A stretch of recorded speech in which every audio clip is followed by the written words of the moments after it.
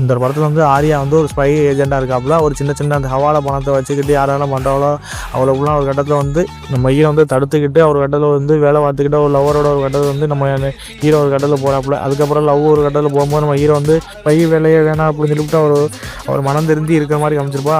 அதை பார்க்கும்போது நம்ம ஹீரோ வந்து எப்படி காதலிக்கு நான் ஸ்பை வேலை பண்ணுறேன் அப்படின்னு சொல்லிவிட்டு அவர் வந்து சொல்லாமல் கொள்ளாமல் கொஞ்சம் ஏமாற்றி தெரியாப்புல. அதுக்கப்புறம் நம்ம மஞ்சு வாரியர் ஒரு பெரிய ஒரு ஸ்பை ஏஜெண்டாக இருக்காப்புல.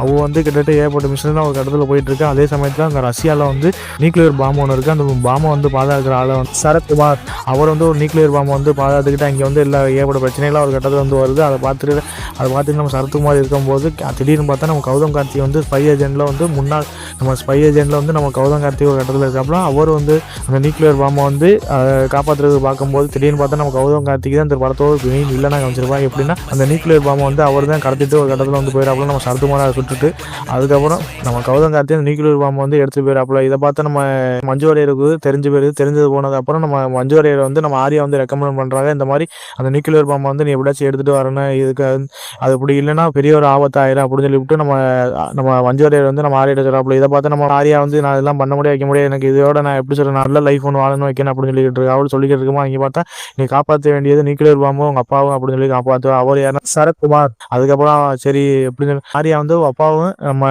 நியூக்ளியர் பாம்பும் ஒரு கட்டத்தை வந்து காப்பாற்ற போகிறாங்க. காப்பாற்றி போயிட்டு இருக்கும்போது அங்கே பார்த்தா நியூக்ளியர் பாம்பு எப்படி சொல்ல அங்கே சரத்குமார் இறந்துறாப்புல. இறந்ததுக்கப்புறம் நியூக்ளியர் பாம்பு எடுக்க போகிற நேரத்தில் வந்து நம்ம ஆர்யாவோட தங்கச்சி ஒரு கட்டத்தை வந்து மீட் பண்ணிக்கிட்டு அவர் இந்த நியூக்ளியர் பாம்பையும் ஒரு தங்கச்சி ஒரு கட்டத்தில் வந்து இந்தியா கூட்டிகிட்டு வராங்க. இந்தியா கூட்டிகிட்டு வரும்போது திடீர்னு பார்த்தா கௌதம் கார்த்திக் வந்து நியூக்ளியர் பாம்பை வந்து மறுபடியும் கைப்பற்றிட்டு போயிடாப்புல. இதை பார்த்து நம்ம ஆர்யாவுக்கு ஒன்றுமே புரியாது. இது எதனால பண்ணுறான், இது யாருக்காண்டி வேலை வைக்கிறான் அப்படின்னு சொல்லிட்டு ஒரு கதை ஒன்று போகும். அது கதை ஒன்று போகும்போது நீ எதனால இப்படிலாம் பண்ணி தர்றான், ஏன்னா எப்படி சொல்றது இந்த நியூக்ளியர் பாம்புக்காண்டி இவன் எதுக்கு இவ்வளோ பாடுபடுறான், எல்லாத்தையும் சீக்கிரத்தில் போட்டு தள்ளிட்டு போயிட்டே இருக்கேன் அப்படின்னு சொல்லிட்டு கண்டுபிடிக்கும் போகும்போது இந்தியாவில் வந்து ஒரு மீட்டிங் நடக்குது. G20 அப்படின்னு ஒரு கூட்டம் ஒன்று நடக்க போகுது. அந்த கூட்டத்தில் வந்து உலக தலைவர் ஒரு கட்டத்தில் வராங்க.